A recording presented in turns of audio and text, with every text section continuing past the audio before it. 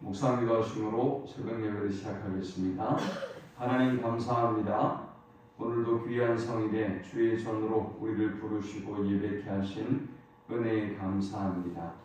하나님만 높이는 예배, 또 하나님의 임재와 영광을 경험하는 예배가 되도록 인도하여 주옵소서. 오늘도 우리가 가지고 온 모든 인생의 짐과 문제들을 주님이 담당해 주시고 세상에 줄 수 없는 참된 평강과 위로와 안식을 경험하는 시간이 되도록 인도하여 주옵소서.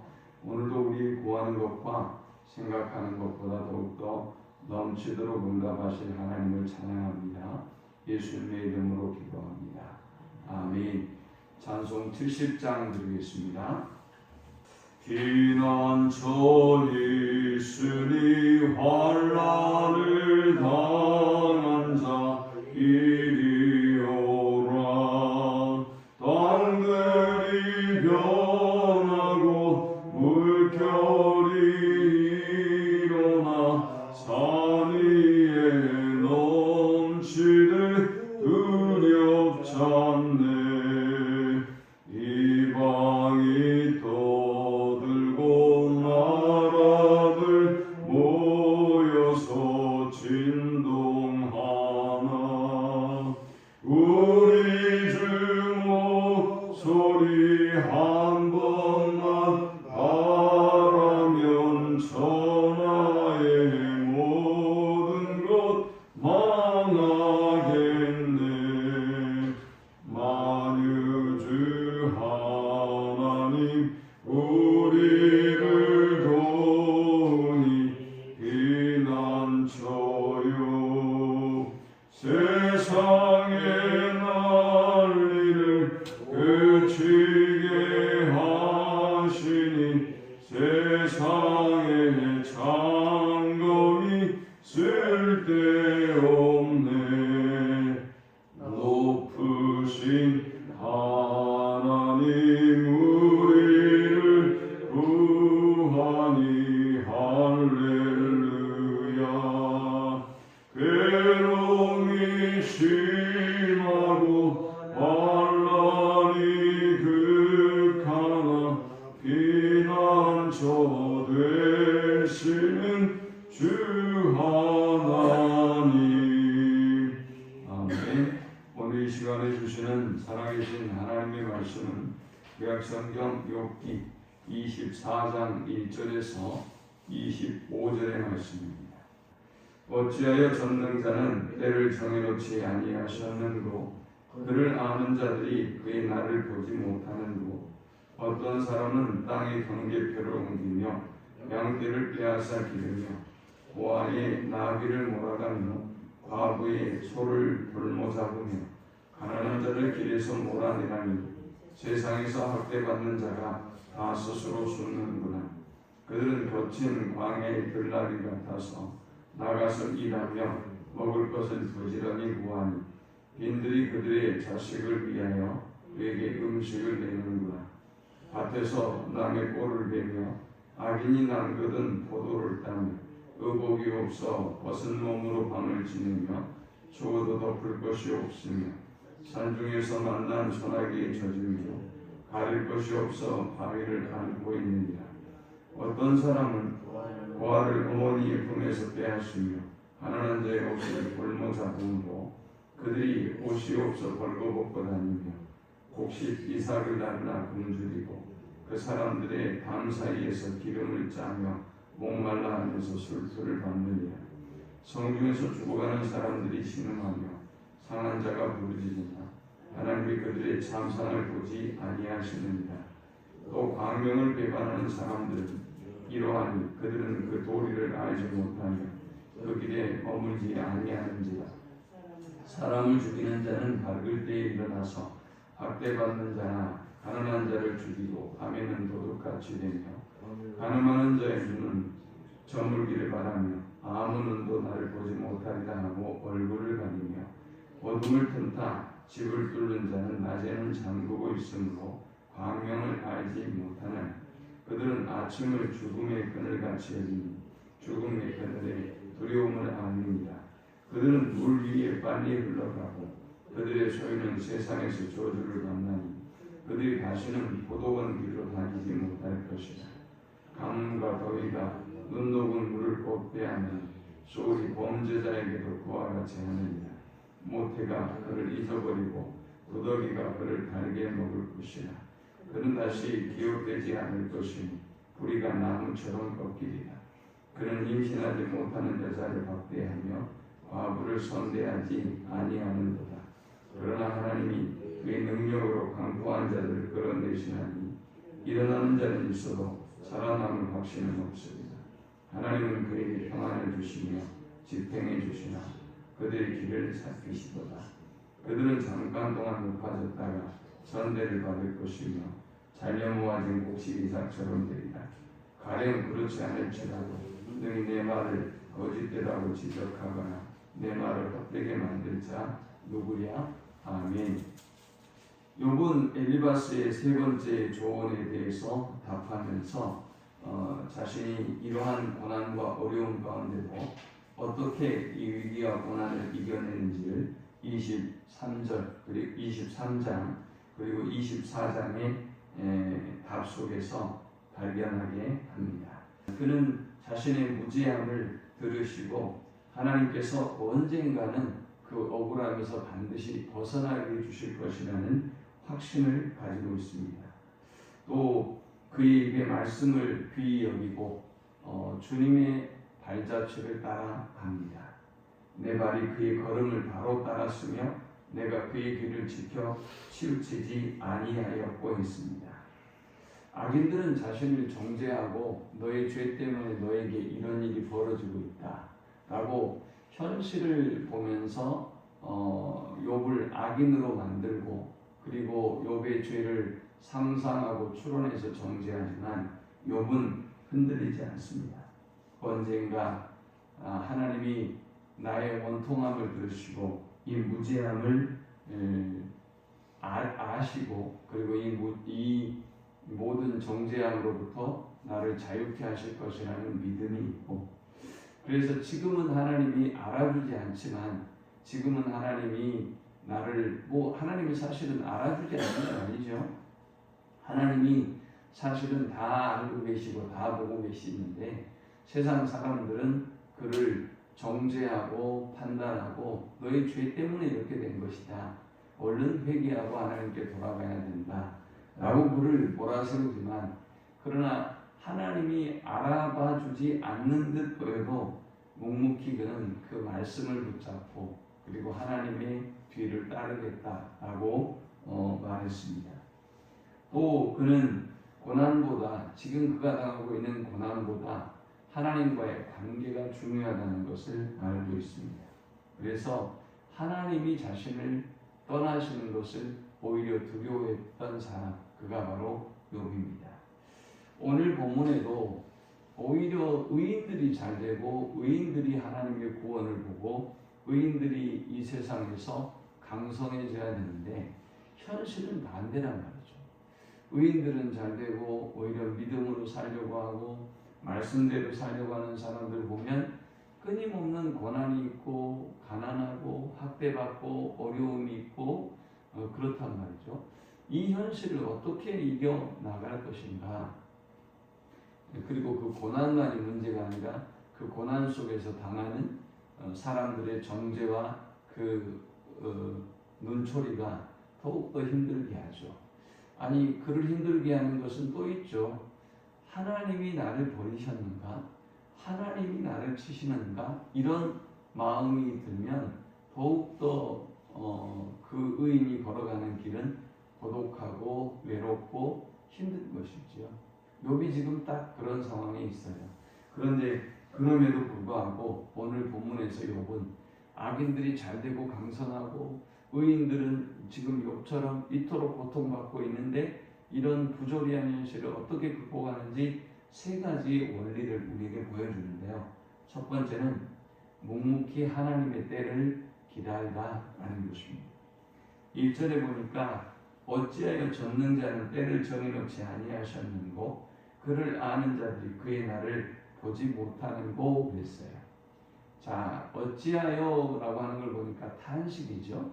여기서 때라고 하는 것은 악인들이 심판을 하나님의 공의대로 심판을 받을 때를 말합니다. 여기서 때라고 하는 것은 지금은 의인들이 비록 힘들고 고단한 삶을 살아가지만 하나님께서 그 의인들의 억울함을 풀어주시고 그 의인들을 높여주실 때를 말하는 것입니다.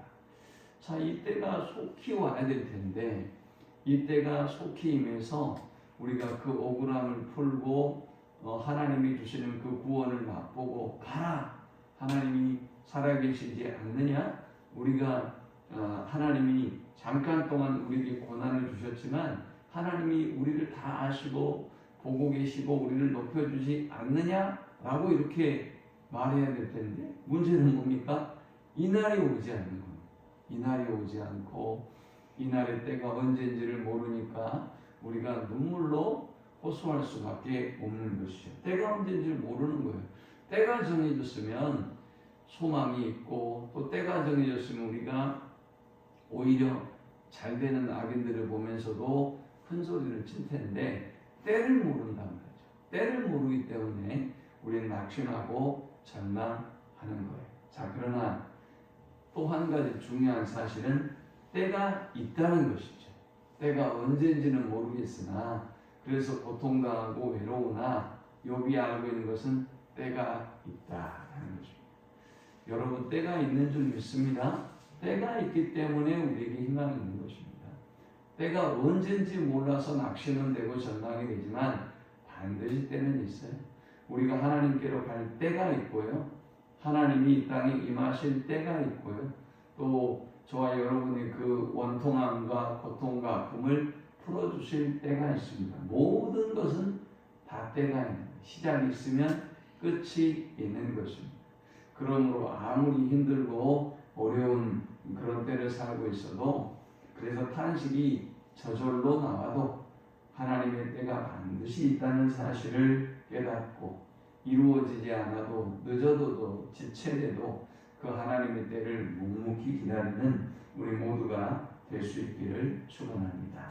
2절부터는 악인들이 행하는 그 일들을 고소합니다. 가난한 자들의 처참한 상태를 고발하고 있습니다. 2절에 보니까 어떤 사람은 땅의 경계표를 옮기며 양떼를 빼앗아가고 고아의 나귀를 몰아가고 과부의 소를 볼모 잡으며 가난한 자를 길에서 몰아내라니 세상에서 학대받는 자가 다 스스로 숨는구나. 자, 이렇게 악인들은 약탈을 통해서 강성해지고 불의를 통해서 강성해지는데 악인들은 예배도 드리지 않고 하나님도 두려워하지 않아서 수단과 방법을 가리지 않고 돈을 모으고 강성해져 가고 있는데 의인들은 뭐냐 말이죠. 이렇게 모든 걸 약탈당하고 빼앗기고 점점 더 힘들어져 가는 듯 보이는데 그러나 분명한 사실은 그래서 탄식이 저절로 나오는데 그러나 분명한 사실은 하나님의 때가 있다. 그 하나님의 때를 기다리고 오늘도 절대 낙심하지 않는 우리 모두가 될 수 있기를 축원합니다. 두 번째 우리가 기억해야 될 사실은 아무리 힘들고 어려워도 결코 포기하지 말고 하나님께 호소하라라는 것입니다.